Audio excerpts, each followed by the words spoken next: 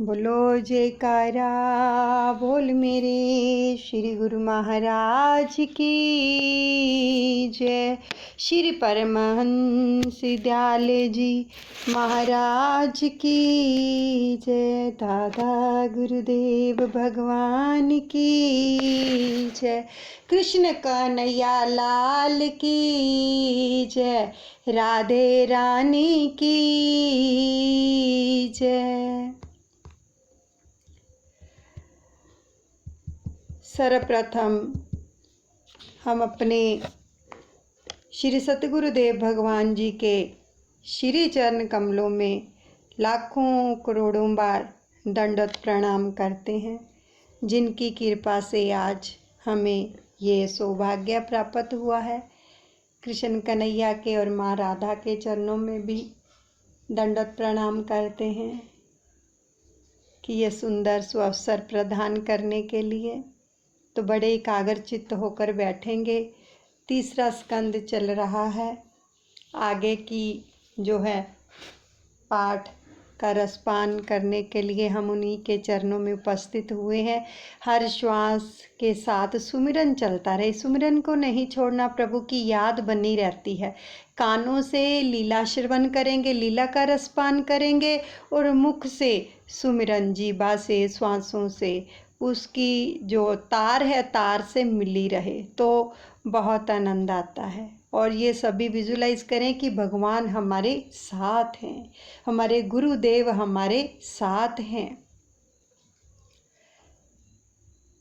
तो चलिए आगे की प्रसंग का रसपान करते हैं। पहले प्रभु का वंदन करते हैं। हरे रामा रामा रामा हरे हरे, हरे कृष्णा कृष्णा कृष्णा हरे हरे। कल हम श्रवण कर रहे थे कि विदुर जी जो थे वो तीर्थ यात्रा पर निकल पड़े थे। तीर्थों के सच्चे साधु संतों ब्राह्मणों की निंदा करने वाले को तीर्थ यात्रा का पुण्य प्राप्त नहीं हो सकता। साधु संतों के प्रति सद्भाव ना हो तो जो तीर्थ यात्रा है वो विफल रहती है। गुरु शब्द का अपभ्रंश है गौर। कुछ ऐसे भी लोग हैं जो गौर को पत्र लिखकर सूचना देते हैं कि हम इतने व्यक्ति यात्रा के लिए आ रहे हैं, इसलिए भोजन आदि की व्यवस्था कर देना। देखो, इन वचनों को बड़े ध्यान से सुनो। हमसे भी कई लोग ऐसे करते हैं कि पहले सूचना देते हैं कि इतनी भोजन की व्यवस्था की जाए। तीर्थ के गौर आपके नौकर नहीं है। तीर्थ स्थान में विधि पूर्वक स्नान करना चाहिए। वहाँ कुल्ले करना और साबुन लगाकर नहीं नहाना चाहिए। तीर्थ स्थान पर जो सरोवर है जिसमें हम स्नान करते हैं, गंगा मैया है, और भी जहाँ पे भी हम तीर्थ यात्रा पर जाते हैं तो वहाँ पे तीर्थों पे स्नान किया जाता है। तो विधि पूर्वक स्नान करना चाहिए, नमस्कार करके, और कुल्ले नहीं करने चाहिए, साबुन लगाकर स्नान नहीं करना चाहिए। महाप्रभु जी दुख से कहते हैं कि अतिशय विलासी और पापी लोग तीर्थ स्थानों की ओर जाने लगे और वहाँ रहने भी लगे हैं। यही कारण है कि तीर्थ स्थानों की महिमा लुप्त होने लगी। जब विदुर जी यात्रा करने गए तो साथ में क्या ले गए थे? कुछ भी नहीं, केवल कौरवों का पुण्य ही साथ ले गए थे। कौरवों का पुण्य साथ ले गए क्योंकि उन्होंने विदुर जी का अपमान किया था, निंदा की थी। तुम्हारी कोई निंदा करे, अपमान करे और तुम उसे सह लोगे तो तुम्हारा पाप उस निंदक के पास चला जाएगा। अगर उत्तर नहीं दोगे तब जाएगा, अगर आगे से उत्तर दे दोगे तो फिर नहीं जाएगा। और उसका पुण्य तुम्हें मिलेगा।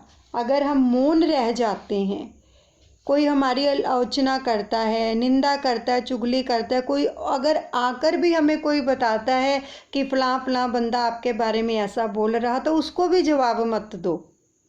मौन हो जाओ, बिल्कुल हाथ जोड़ दो, प्रभु के अर्पण कर दो बस।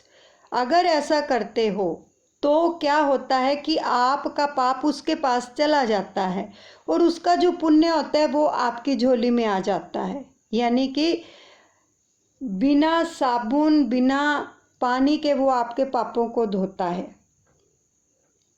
तो इसलिए अगर कहीं से पता चल जाता है तो मौन हो जाओ, यानी उत्तर ना दो आगे से। तीर्थ में जाओ तो उस दिन अनशन करो। अनशन का मतलब है उपवास करो। ब्राह्मणों का अपमान मत करो। सच्चे साधु संतों, ब्राह्मणों का अपमान करने से तीर्थ यात्रा विफल रहती है। अनशन करने से शरीर की शुद्धि होती है, पाप जल जाते हैं और सात्विक भाव जागृत होता है। विदुर जी प्रत्येक तीर्थ में अनशन करते थे और विधि पूर्वक स्नान करते थे।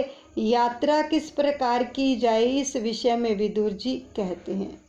पृथ्वी पर वे अवधूत वेश में परिभ्रमण करते थे, जिससे स्नेही संबंधी उन्हें पहचान ना सके। शरीर का श्रृंगार भी करते ना थे और वे अल्प मात्र में बिल्कुल पवित्र भोजन करते थे। शुद्ध वृत्ति से जीवन निर्वाह करते, प्रत्येक तीर्थ में स्नान करते, भूमि पर ही शयन करते थे और भगवान जिनसे प्रसन्न हो सके ऐसे व्रत करते थे। संत तीर्थ को पावन करते हैं। भारद्वाज मुनि स्नान करने के लिए आते थे तो गंगा जी 25 सीढ़ियाँ ऊपर आ जाती थी। जब मुनि भारद्वाज जी गंगा जी में स्नान करने के लिए आते थे तो जो गंगा मैया है वो 25 सीढ़ियाँ ऊपर आ जाती थी। गंगा जी को ज्ञात था कि और लोग तो अपने आप मुझे जो है पाप देने के लिए आते हैं। जो और लोग स्नान करते हैं वो पाप देने के लिए आते हैं, जबकि भारद्वाज मुनि तो मुझे पावन करने के लिए आते हैं। अति संपत्ति अनर्थ का मूल है। इसी कारण भगवान ने स्वर्ण की द्वारिका जल में डुबो दी थी। द्वारिका में भगवान की मूर्ति मनोहर है, उसका स्वरूप अद्भुत है। देखते रहने पर भी मन तृप्त नहीं होता। द्वारिकाधीश का दर्शन लोगों को अवश्य करना चाहिए। काशी का महात्म्य भी अधिक है। काशी के प्रमुख देव हैं भैरवनाथ। इस श्लोक का नित्य पाठ करने से जो है काशीवास का फल मिलता है। काशी में नवमास रहने वाले पुनर्जन्म नहीं होता। और काशी के मणिकर्णिका घाट पर यह श्लोक लिखा हुआ है, मरणम मंगलम अत्र, सफलम जीवनम अत्र। यानी शिवजी ज्ञान के मुख्य देव हैं। काशी में ज्ञान शीघ्र ही सिद्ध होता है। ज्ञान पाना चाहते हो तो तुम्हें शमशान में रहना पड़ेगा। शमशान ज्ञान भूमि है। शमशान में रहने को नहीं, उसे सदा याद करते रहने की आवश्यकता है। दिन में 3-4 बार शमशान को याद करते रहोगे तो बुद्धि परिवर्तन होगी, बुद्धि में परिवर्तन होगा। तो कल्पना करोगे कि तुम काशी में ही रहते हो, वहाँ बैठकर मन से ही गंगा स्नान करो। कलयुग में तो मन से सत्कर्म करने वाले को भी पुण्य मिलता है। देखो श्रीमद् भागवत जी में कितनी सुंदर ये वचन आए हैं प्रभु के कि नहीं जा सकते, कहीं भी आप नहीं जा सकते तो आप घर में बैठकर ही अगर मन से यानी सुरती से हम कल्पना करते हैं कि हम वहाँ बैठे हैं। अभी हम ये विजुलाइज कर रहे हैं कि हम भगवान के श्री चरणों में बैठे हैं, या वृंदावन में बैठे हैं, अनंतपुर में बैठे हैं, कहीं भी जिसको भी आप मानते हो उन्हीं के धाम में हम बैठे हैं। भगवान हमारे सामने हैं और हमारे साथ हैं और हम सुंदर वचनों का रसपान कर रहे हैं, तो वही फल आपको मिलेगा। कलयुग में तो मन से सत्कर्म करने वाले को भी पुण्य मिलता है। तीर्थ क्षेत्रों में गया जी प्रसिद्ध तीर्थ है। वहाँ अनेक श्राद्ध करने होते हैं। प्रथम श्राद्ध फल्गु के किनारे किया जाता है और अंतिम श्राद्ध अक्षय वट तले करना होता है कि जहाँ करारविंद तथा पदारविंद वाले बाल कृष्ण निवास करते हैं। श्राद्ध क्रिया कराने वाला पुरोहित किसी एक वस्तु का त्याग करवाता है। भगवान से कुछ मांगने को कहता है। पहले कुछ त्याग किया जाए, फिर उसके बाद ही कुछ मांगा जाए। और जो भगवान के लिए कुछ त्याग कर सकता है उसे ही उनसे मांगने का अधिकार मिलता है। अधिकतर लोग अपनी जिस वस्तु से रुचि नहीं होती उसे ही छोड़ने की प्रतिज्ञा करते, यानी जिसको कोई चीज़ अच्छी नहीं लगती है वो खाते नहीं है, कई उनका वहाँ पर त्याग कर आते हैं। खाने पीने की भी सामान्य चीज़ छोड़ने की प्रतिज्ञा अधिकतर लोग करते हैं, किंतु इस तरह साग सब्जी या फल आदि के त्याग से कोई लाभ नहीं होता। यदि पाप और विकार का त्याग करोगे तो लाभ होगा, यानी अहंकार का त्याग करो, क्रोध का त्याग करके जाते हैं, लोभ का, लालच का, ऐसी चीज़ों का वहाँ त्याग करना चाहिए, खाने पीने वाली वस्तुओं का नहीं, उससे तो कोई लाभ होने वाला नहीं है। तो ऐसा कहो कि काशी विश्वनाथ के दर्शन करके मैंने काम छोड़ दिया है, यानी विषय वासना। गोकुल मथुरा की यात्रा में क्रोध को त्याग दिया। एक एक तीर्थ में एक एक पाप छोड़ दो, एक एक त्याग करो। प्रभु के लिए अति प्रिय वस्तु करोगे तो वे प्रसन्न होंगे। काशी ज्ञान भूमि है, अयोध्या वैराग्य भूमि है और ब्रिज प्रेम भूमि है। ब्रिजरज में कृष्ण प्रेम भरा हुआ है। नर्मदा का किनारा तपोभूमि है। रेवा तीरे तप कुर्यात। नर्मदा के किनारे पर ज्ञान वैराग्य और भक्ति तीनों सिद्ध हो सकते हैं। तीर्थ में क्रोध मत करो। तीर्थों पर जाते हैं तो क्रोध नहीं करना चाहिए। जब दर्शनों के लिए जाते हैं वहाँ पर भी जितने दिन रुके हो क्रोध नहीं करना बिल्कुल भी। और तीर्थ में ब्रह्मचार्य आदि व्रतों का पालन भी करोगे तभी तीर्थ यात्रा का फल मिलेगा। तीर्थ यात्रा पर जाते हैं तो कई बार क्या होता है, कोई थोड़ा सा धक्का भी मार देता है तो हमें कितना क्रोध आता है, हम क्रोधित हो जाते हैं।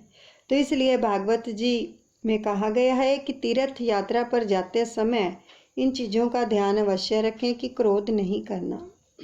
यात्रा करते हुए विदुर जी यमुना के किनारे वृंदावन आए। तो ठाकुर जी की कृपा से तुम्हें समय मिल सके तो 4 मास वृंदावन में रहकर प्रभु भजन करो। कन्हैया ब्रिज में नंगे पांव घूम रहा था। आंखों के सामने ले आओ प्यारी छवि को। कन्हैया ब्रिज में नंगे पांव घूम रहा था। यशोदा ने समझाया कि नंगे पांव वन में घूमने से कांटे कंकड़ चुभ जाएंगे, तो इसलिए पग रखा पहनकर जा। तो कन्हैया ने कहा कि गांव की यानी कि जो गायें हैं उनकी सेवा करने के लिए ही तो मैं आपके घर आया हूँ। गत जन्म में मैं राजा के घर में राम बनकर जन्मा था। राजा के घर में मैं राम बनकर जन्मा था तो मुझे किसी ने गौ सेवा का अवसर नहीं दिया। ये भगवान कृष्ण अपनी मैया से कह रहे हैं।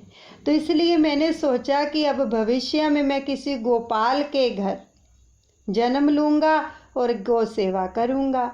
जब वे 5 वर्ष के बालक थे तभी से गायों को खिलाने के बाद खाने का उनका नियम था प्रभु का। कन्हैया ने कहा कि मेरी गायों के पैर भी तो खुले ही हैं, तो फिर मैं ही कैसे पग रखे पहन सकता हूँ। अपनी मैया को कह रहे हैं कि उनके पाँव में कौन सा जूते हैं, खुले ही तो हुए हैं उनके पाँव भी, उनके पैरों में कुछ भी नहीं है। तो लाला के यूँ तो कई नाम हैं, किंतु एक वैष्णव ने कहा कि मुझे गोपाल कृष्ण नाम बड़ा ही पसंद है। कृष्ण वृज में खुले पांव फिरते हैं, अतः वृजरज अति पावन है। द्वारिका में तो राजा थे, अतः खुले पांव घूम नहीं सकते थे। तो विदुर जी ब्रजरज के कृष्ण रमन से पवित्र रज से लौटते हैं। रमन रेती में गोपियों की भी चरण रज है। विदुर जी कृष्ण की मंगलमयी लीलाओं का चिंतन करते हैं।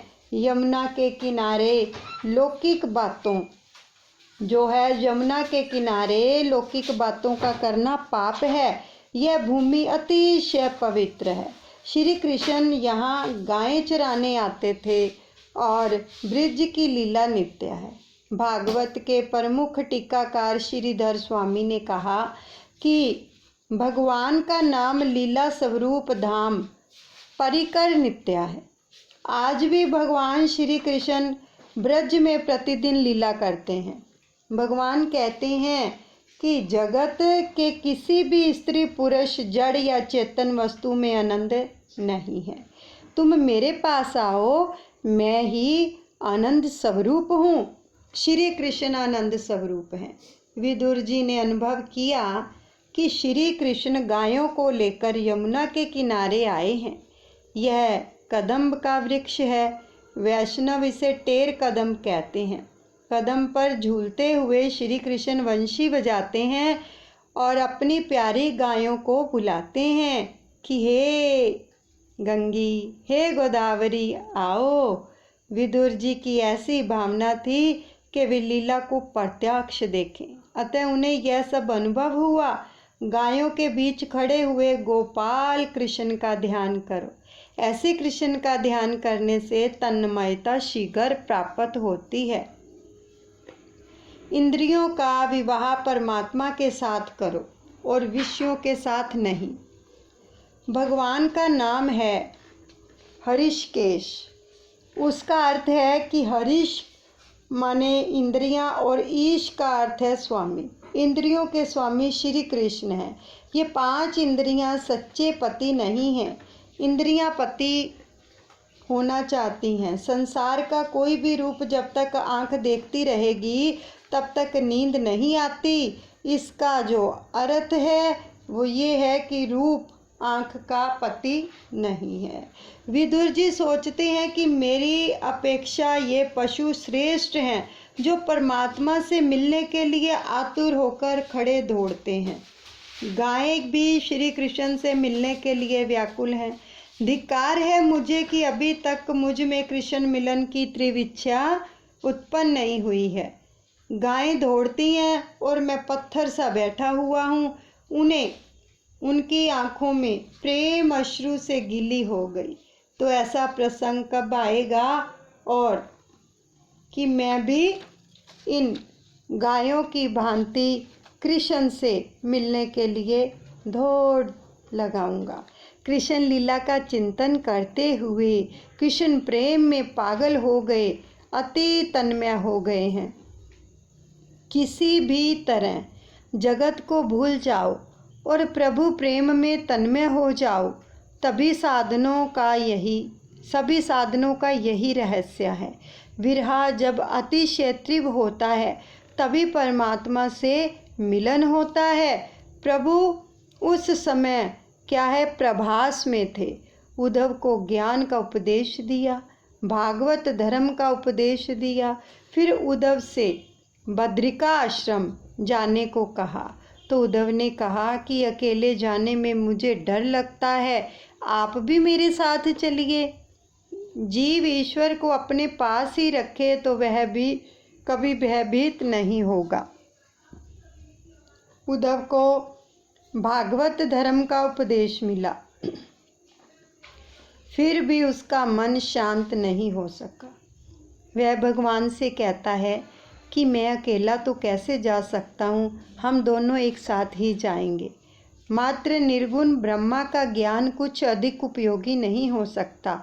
सगुण ब्रह्मा का सहारा लेकर ही निर्गुण ब्रह्मा को पहचानना है। श्री कृष्ण ने उद्धव से कहा कि मैं क्षेत्रज्ञ रूप में से तेरे साथ ही रहूँगा। और मैं तुझ में समाया हुआ हूँ। मेरा सिमरन करने पर उसी क्षण मैं उपस्थित हो जाऊँगा। तो उद्धव जी ने प्रार्थना की कि बिना किसी आधार के भावना नहीं कर सकता, मुझे कुछ आधार दीजिए। तब श्री कृष्ण ने उसे अपनी चरण पादुका दी। तो उद्धव ने मान लिया कि अब द्वारका नाथ मेरे साथ ही हैं, अब मैं अनाथ नहीं सनाथ हूँ। ये पादुकाएं नहीं, प्रत्यक्ष प्रभु ही मेरे साथ हैं। तो उद्धव जी का प्रभु के प्रति प्रेम इतना प्रगाढ़ था कि भगवान की पादुका में भी वे प्रभु के दर्शन करते हैं। तो उन्होंने अपने मस्तक पर पादुकाएं रख ली। मस्तक बुद्धि प्रधान है, इस पर प्रभु को बिठलाने से तुम्हारे मन में कोई विकार नहीं घुसेगा। सुखदेव जी कहते हैं, राजन, उद्धव जी बद्रिका आश्रम जा रहे थे तो उनको मार्ग में यमुना जी और ब्रज भूमि के दर्शन हुए। मेरे ठाकुर जी की यही तो लीला है। तीर्थ स्थान में मात्र स्नान करने से मन पूरा शुद्ध नहीं होता, वहाँ बसे हुए किसी भजनानंदी संत का सत्संग करने से मन को जो है अधिक शुद्ध होता है मन। उद्धव जी ने सोचा कि मैं यहाँ कुछ दिन रहूँगा और किसी संत का, किसी वैष्णव का सत्संग करूँगा। वे निश्चय करते हैं कि कोई प्रभु का लाडला वैष्णव मिलेगा तभी मैं बोलूँगा, अन्यथा मौन रहूँगा। वृंदावन में अनेक साधु आज भी राधा कृष्ण की गुप्त लीलाओं का दर्शन करते फिरते हैं। यमुना के किनारे रमन रेती में विदुर जी बैठे थे। दूर से उद्धव जी ने उन्हें देखकर सोचा कि लगता है कोई वैष्णव बैठा हुआ है और उसका हृदय कृष्ण प्रेम से भरा हुआ है। समीप जाने पर उद्धव जी ने पहचान लिया कि ये महान भगवत भगत विदुर जी हैं और उन्होंने विदुर जी को वंदन किया। उसी समय विदुर जी ने आंखें खोली और उद्धव जी से कहा कि यह ठीक नहीं है कि आप मुझे वंदन करें। विदुर जी ने उद्धव जी को प्रणाम किया। संतों का मिलन भी कैसा मधुर होता है। 4 मिले 64 खिले, 20 रहे कर जोड़े। हर जन से हर जन मिले, बहसे 7 करोड़े। 4 आँखें 64 दांत, 20 हाथ पैर की अंगुलियाँ, 7 करोड़ 7 कोटि रोम। शरीर में 7 करोड़ रोम रोंगटे होते हैं। हरिजन का अर्थ है हरि के लाडले। विदुर जी और उद्धव जी का दिव्य सत्संग हुआ। मनुष्य सत्संग में जितना समय बिताता है उतना ही वह सही अर्थ में जिया है। संतों के मिलन में केवल परमात्मा की ही चर्चा होती है। संत से मिलन होने पर तुम अपनी लौकिक बातें मत किया करो। जब किसी संतों से मिलते हो, महात्मा लोगों से मिलते हो, तो अपनी लौकिक बातें नहीं करनी चाहिए। यमुना जी को आनंद हो रहा है कि ये भगत आज मेरे प्रभु की लीला का वर्णन करेंगे और मेरे कृष्ण की बातें करेंगे, मेरे श्याम सुंदर का गुणवाद करेंगे, लीला गान करेंगे, मैं अपने कृष्ण की लीलाओं का वर्णन सुनूंगी। तो यमुना जी शांत गंभीर हो गई। उन 2 भक्तों ने प्रथम बाल लीला, फिर पोंगल लीला, प्रौढ़ लीला आदि सारी लीलाओं का वर्णन संक्षेप में किया। उद्धव जी कहते हैं, मुझे प्रभु ने प्रभास में भागवत धर्म उपदेश देकर बद्रिका आश्रम जाने की आज्ञा दी थी। आपके दर्शन से मुझे बहुत आनंद हुआ है। विदुर जी कहते हैं, जिस भागवत धर्म का उपदेश आपको भगवान ने दिया था वह मैं सुनना चाहता हूँ।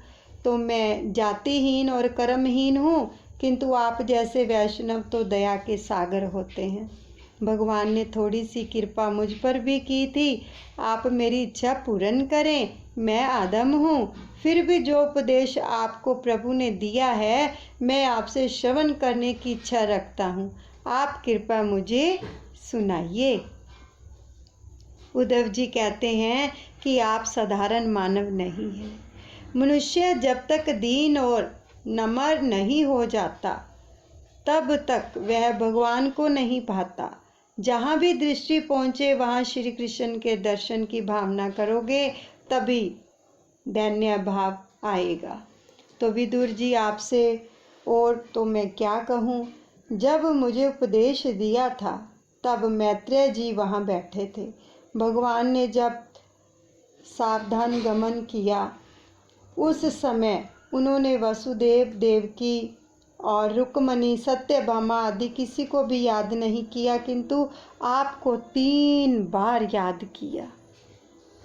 वे मुझसे कहते थे कि मुझे अपने विदुर की याद आ रही है। कितना प्रेम करते थे।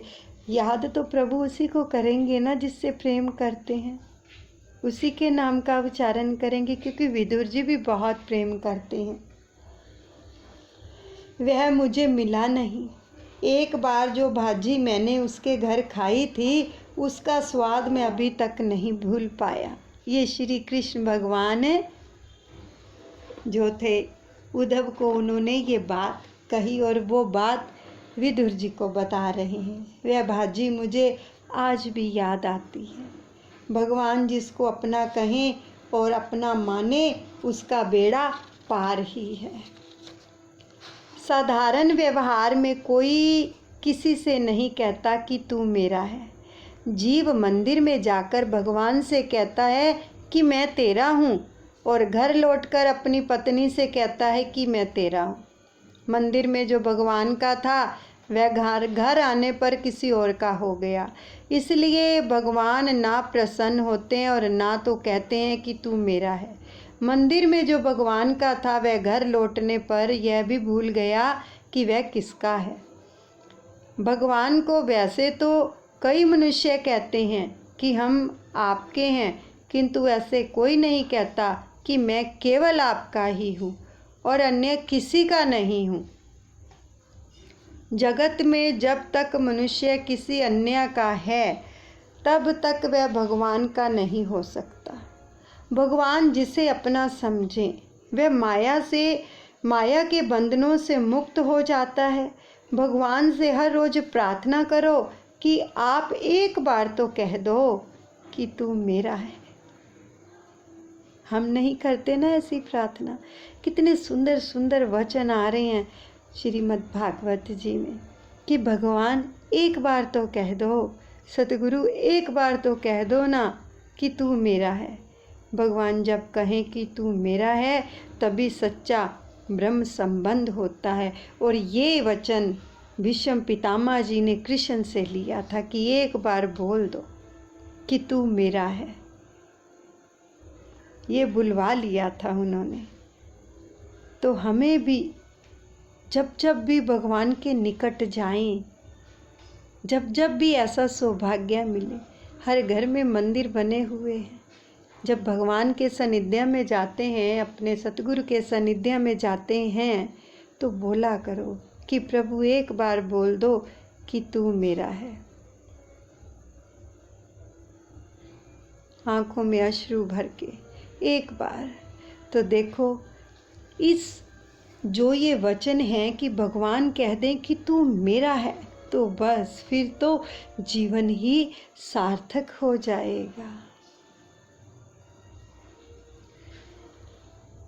हम तुम्हारे हैं प्रभु जी, हम तुम्हारे थे प्रभु जी, हम तुम्हारे ही रहेंगे। ऐ मेरे गुरुवर तुम हमारे हो प्रभु जी, तुम हमारे थे प्रभु जी, तुम हमारे ही रहोगे। हे मेरे गुरुवर, बोलो अपने प्रभु को कि प्रभु एक बार बोल दो कि तू मेरा है। एक बार कन्हैया मेरे सतगुरु एक बार मुझसे बोल दो कि तू मेरा है।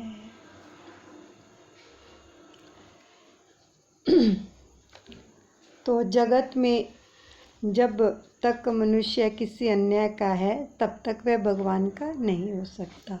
तुलसीदास जी कहते हैं कि मुझ जैसे कामी को अपना कहने में राम जी को लज्जा होती है। आप राजाधिराज के आंगन में पड़ा हुआ कुत्ता हूँ मैं, तो मुझे अपने आंगन में पड़ा रहने दीजिए, मुझे अपनाइए। तुलसी कुत्ता राम का मोती मेरा नाम, कंठे डोरी प्रेम की जित खींचो उत जान। मैंने आपकी पट्टी गले में बांध ली है। मैं पापी हूँ और फिर भी आपका हूँ। मैं कुत्ता हूँ राम जी का। परमात्मा ने मुझे अपनाया है। परमात्मा जब आपको अपना ले तब उन्हें जो काम पसंद आए वही काम करो। भोग में संतोष मान लो, किंतु भगवान के भजन में कभी संतुष्ट मत हो। भक्ति में जो संतोष मान लेता है वह प्रभु के मार्ग में कभी आगे नहीं बढ़ सकता। भक्ति ऐसी करो कि भगवान तुम्हें स्मरण करें, भगवान को तुम्हारी याद आए। भगवान ने विदुर को 3 बार याद किया था। विदुर जी उद्धव जी से पूछते हैं कि क्या मुझे सचमुच भगवान ने याद किया था? लाखों करोड़ों अरबों खरबों दुनिया है, उसमें से भगवान अगर याद करते हैं तो ये कितना बड़ा सौभाग्य है। उद्धव जी कहते हैं आप बड़े भाग्यशाली हैं। भगवान ने आपको एक बार नहीं 3 बार याद किया था। उन्होंने ये भी कहा था कि सभी को मैंने कुछ ना कुछ दिया है, किंतु विदुर को मैं कुछ दे ना सका। इसलिए मैत्रेय जी को उन्होंने आज्ञा दी कि जब विदुर जी तुमसे मिले तो उन्हें इस भागवत धर्म का ज्ञान देना। इस बात को सुनकर विदुर जी की आंखों से अश्रुधारा बह निकली। प्रेम से विहिल होकर वे रो पड़े। देखो यहाँ पर भगवान के वचनों को याद करो कि भगवान ने विदुर जी को क्या देने के लिए मैत्रेय जी को बोला। कि जब मैत्रेय जी को उन्होंने आज्ञा दी भगवान कृष्ण ने कि जब विदुर जी तुमसे मिले तो उन्हें इस भागवत धर्म का ज्ञान देना। आज घर बैठे हमें ये ज्ञान मिल रहा है, तो इसका मतलब क्या है कि प्रभु की कृपा हो रही है हम पर। उसने कृपा की है तभी ये ज्ञान मिल रहा है। कहीं ना कहीं तो किसी ना किसी के पैरों के पीछे आज हमें भी ये भागवत का ज्ञान घर बैठे प्रभु प्रदान कर रहे हैं। वो हमें देख रहे हैं, हम उनकी नज़र में हैं। ये कितनी सौभाग्य की बात है। कोई सारे मनुष्य थोड़ी ना भागवत पढ़ते हैं।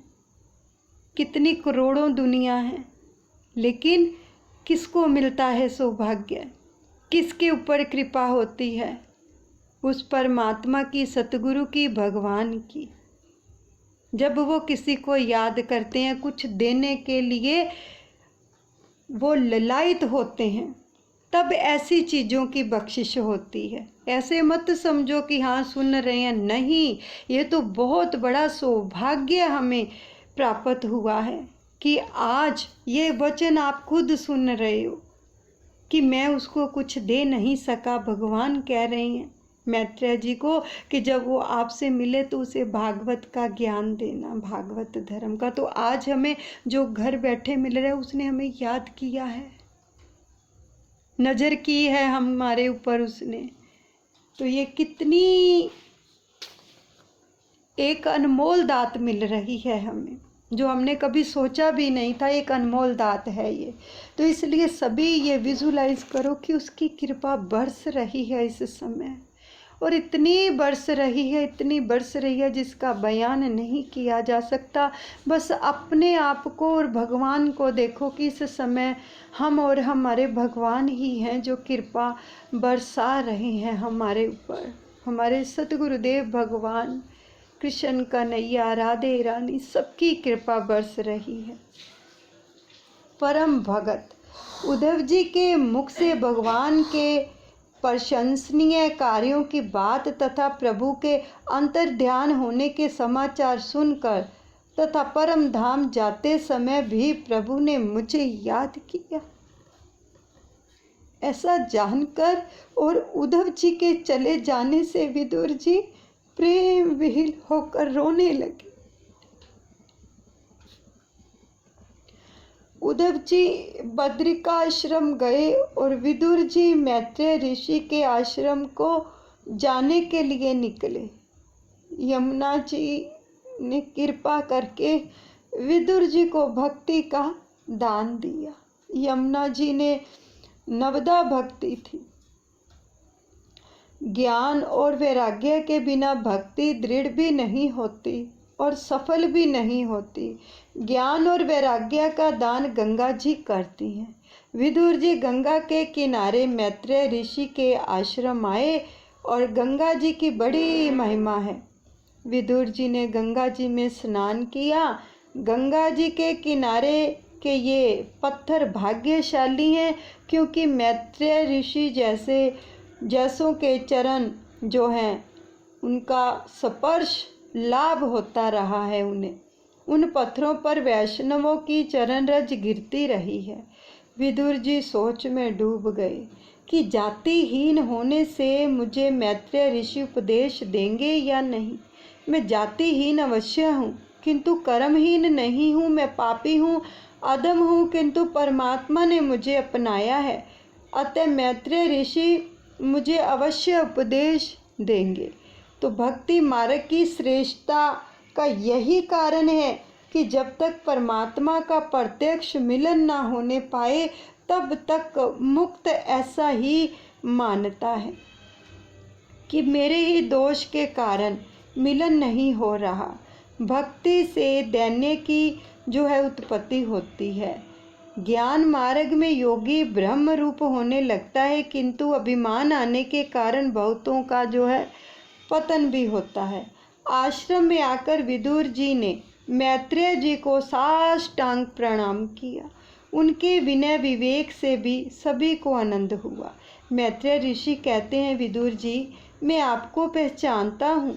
आप साधारण व्यक्ति नहीं हैं, आप तो यमराज के अवतार हैं। मांडव्य ऋषि के शाप के कारण दासी पुत्र के रूप में शूद्र के घर आपका जन्म हुआ था।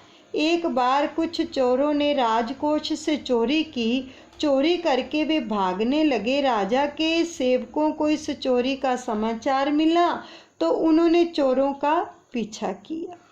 राजा के सैनिकों को पीछे आता देखते हुए चोर घबरा गए। चोरी के माल के साथ भागना मुश्किल था। इतने में रास्ते में मांडव्य ऋषि का आश्रम आया तो चोरों ने चुराई हुई वह सारी धन संपत्ति उसी आश्रम में फेंक दी और भाग खड़े हुए। राजा के सैनिक पीछा करते हुए आश्रम में आए। वहाँ राजकोष से चुराई गई सारी धन संपत्ति को देखकर उन्होंने मान लिया कि यह मांडव्य ऋषि ही चोर है। तो उन्होंने ऋषि को पकड़ा और धन संपत्ति के साथ राजा के समक्ष उपस्थित कर दिया। राजा ने क्या था, देहांत दंड दिया। अब मांडव्य ऋषि को वधस्तंभ पर खड़ा कर दिया गया। वे वहीं पर गायत्री मंत्र का जाप करने लगे। मांडव्य मरते ही नहीं हैं। ऋषि का दिव्य तेज देखकर राजा को लगा कि यह तो कोई तपस्वी महात्मा लगते हैं। राजा भयभीत हो गया। ऋषि को वधस्तंभ से नीचे उतारा गया। सारी बात जानकर राजा को दुख हुआ और पश्चाताप होने लगा कि मैंने निरपराध ऋषि को शूली पर चढ़ाना चाहा। तो मांडव्य ऋषि से क्षमा करने के लिए प्रार्थना की। मांडव्य ऋषि कहते हैं कि राजन, तुम्हें तो मैं क्षमा कर दूंगा, पर यमराज से पूछूंगा कि मुझे ऐसा दंड क्यों दिया। मैंने कोई पाप नहीं किया, फिर भी मुझे ऐसा दंड क्यों दिया। मैं यमराज को क्षमा नहीं कर सकता। जिसने पाप किए हों उसे डर लगता है, पापी को यमराज क्रूर लगते हैं। मांडव्य कहते हैं कि मुझ निष्पाप को सजा क्यों, तो मैं उस न्यायाधीश यमराज को दंड दूंगा। अपने चरित्र कैसे अटल विश्वास, यानी कि भरतखंड का एक पवित्र संत आज न्यायाधीश से ही उत्तर मांगने जा रहा है। यमराज की सभा में आकर ऋषि ने यमराज से पूछा कि अब जब मैंने कोई पाप किया ही नहीं है तो भी मुझे शूली पर क्यों चढ़ाया गया। शूली पर लटकाने की सज़ा मुझे मेरे कौन से पाप के लिए दी गई। तो यमराज घबरा गए। तो उन्होंने सोचा कि यदि कहूँगा कि भूल हो गई तो ये मुनि मुझे शाप दे देंगे। अतः उन्होंने ऋषि से कहा कि जब आप 3 बरस के थे तब आपने एक तितली को कांटा चुभोया था, उसी पाप की यह सज़ा दी गई है। जाने या अनजाने जो भी पाप किया जाए उसका दंड भुगतना ही पड़ता है। तो भगवान पाप को नहीं स्वीकार करते। पुण्य के उपभोग की इच्छा ना करें तो कोई बात नहीं, किंतु पाप तो भोगना ही पड़ेगा। पुण्य कृष्णार्पण हो सकता है, पाप नहीं। पाप तो भोगना ही पड़ेगा, अन्यथा पाप का नाश नहीं हो सकता। लोग शाम को दुकान से घर लौटते समय मंदिर में जाते हैं और हाथ जोड़कर प्रार्थना करते हैं कि सारे दिन में जो भी कुछ झूठ बोला होगा, किसी को हट होगा, जो कुछ भी कुकर्म किए होंगे वे सभी तुम्हें अर्पित करता हूँ। काया वाचा और मन से जो किया जाए, अर्थात इनसे जो पुण्य किया जाए वे प्रभु को अर्पण करना है। पुण्य समर्पित हो सकता है, पाप नहीं। भगवान पाप नहीं लेते। सामान्य सरकार पुरस्कार वापस लेती है, किंतु किसी को दी गई सज़ा वापस नहीं लेती है। भगवान कहते हैं कि कैसा मूर्ख व्यक्ति है जो मुझे अपने पाप अर्पण करने चला है। परमात्मा को हमेशा पुण्य समर्पित करो। सदा ही ये सोचो कि पाप की सज़ा मैं सह लूँगा और ठाकुर जी को पुण्य अर्पण करूँगा। ठाकुर जी को सर्वोत्तम वस्तु अर्पित करनी चाहिए, इसका नाम ही भक्ति है। भगवान को पुण्य ही समर्पित किए जाने चाहिए।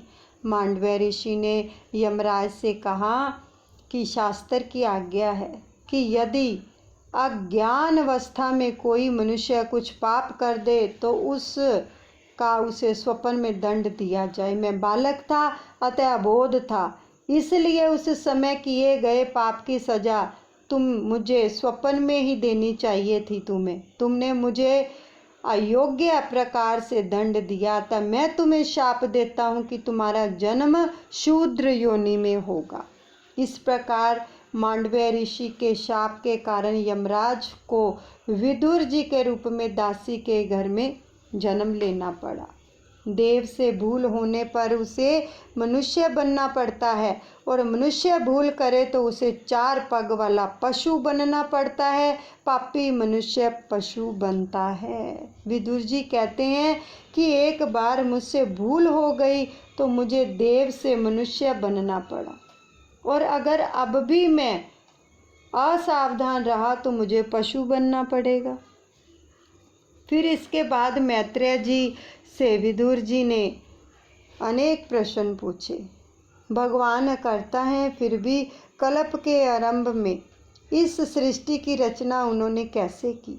संसार में सभी लोग सुख के लिए प्रयत्न करते हैं, फिर भी ना तो उनका दुख दूर होता है और ना तो उन्हें सुख मिलता है। ऐसा क्यों? इन प्रश्नों का उत्तर मिले ऐसी कथा कीजिए और भगवान की लीलाओं का वर्णन कीजिए। तो मैत्रेय जी कहते हैं, सृष्टि की उत्पत्ति की कथा भागवत में बार बार आती है। तात्विक दृष्टि से जगत मिथ्या है, अतः साधुओं ने उसका अधिकार जो है अधिक विचार नहीं किया है, किंतु सृष्टि में के कर्ता का बार बार विचार किया। परमात्मा को माया का स्पर्श हुआ तो उसने संकल्प किया कि मैं एक से अनेक बनूं, और पुरुष में से प्रकृति, प्रकृति में से महम तत्व, महत तत्व से अहंकार उत्पन्न हुआ। अहंकार के 4 प्रकार हैं। फिर पंचात्मात्र से 5 महाभूतों की उत्पत्ति हुई, किंतु ये तत्व स्वयं कुछ भी क्रिया नहीं कर सकते थे, अतः ईश्वर ने हर एक वस्तु में प्रवेश किया। उपनिषद में कहा गया है कि प्रत्येक वस्तु में प्रभु ने प्रवेश किया है, अतः सारा जगत परमात्मा का मंगलमय स्वरूप है। भगवान की नाभि से कमल उत्पन्न हुआ, उसमें से ब्रह्मा जी प्रकटे। ब्रह्मा जी ने कमल का मुख खोजने का प्रयत्न किया तो चतुर्भुज नारायण के दर्शन हुए। ब्रह्मा जी ने उनका स्तमन किया, और संतति और संपत्ति भगवत कृपा का फल नहीं है, प्रारब्ध का फल है। भगवान जिस पर कृपा करते हैं उसका मन शुद्ध होता है। बिना मन शुद्धि के ईश्वर का दर्शन नहीं होता। ईश्वर के दर्शन के बिना जीवन जो है सफल नहीं होता। जिसने मुझे जन्म दिया उसी को जानने का मैंने प्रयत्न भी नहीं किया। मेरे जैसे मूर्ख और कौन बनेगा। ब्रह्मा जी के जो थे, ब्रह्मा जी उनको डर लगा कि संसार में आने पर इंद्रियां कहीं गलत रास्ते पर ना चली जाएं, तो ब्रह्मा जी ने सृष्टि का निर्माण किया, काम को जन्म दिया। काम ने प्रथम पिता को मोहित किया।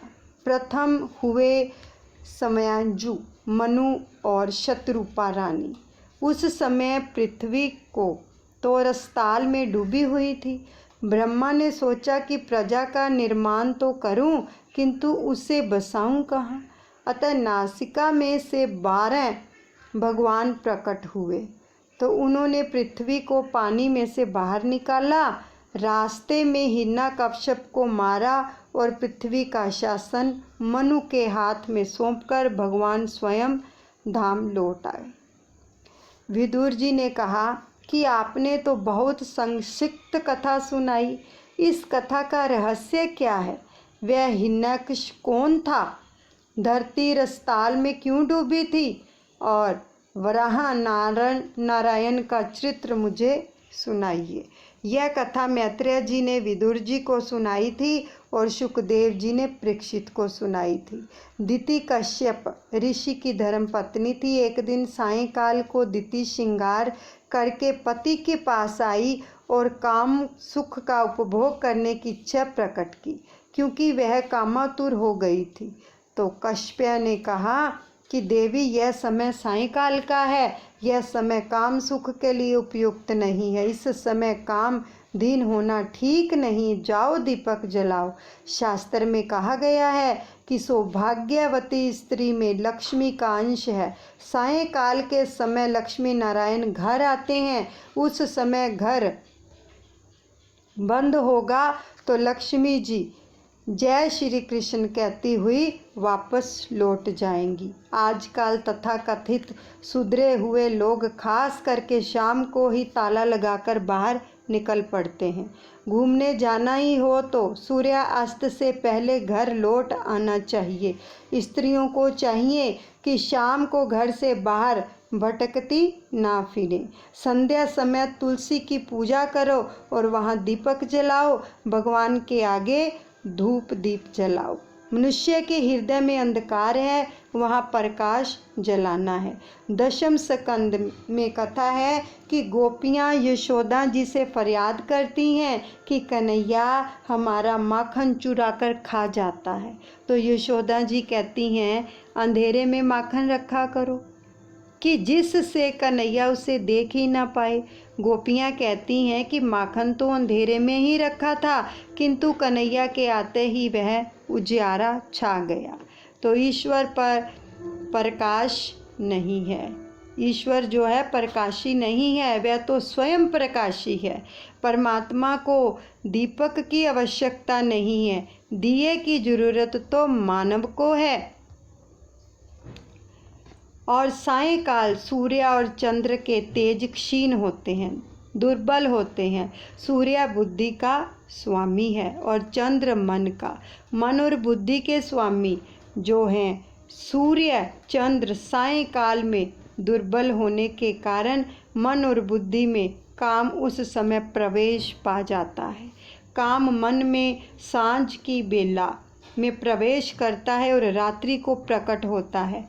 संध्या काल में प्रभु के नाम का जप करोगे तो मन में काम का प्रवेश नहीं होगा। हरे रामा रामा रामा हरे हरे, हरे कृष्णा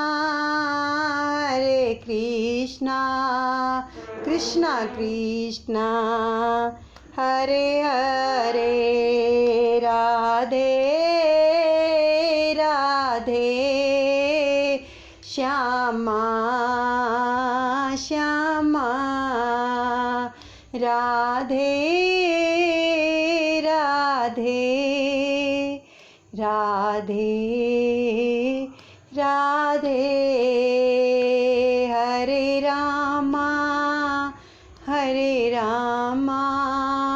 रामा रामा हरे हरे, हरे कृष्णा कृष्णा कृष्णा हरे हरे। बोलिए सतगुरुदेव भगवान की जय। श्री कृष्ण कन्हैया लाल की जय। राधे रानी की जय। सब प्रभु के चरणों में अर्पण करते हैं और बाकी की जो कथा है वो कल श्रवण करेंगे। मेरे प्रभु आप सबका मंगल करें।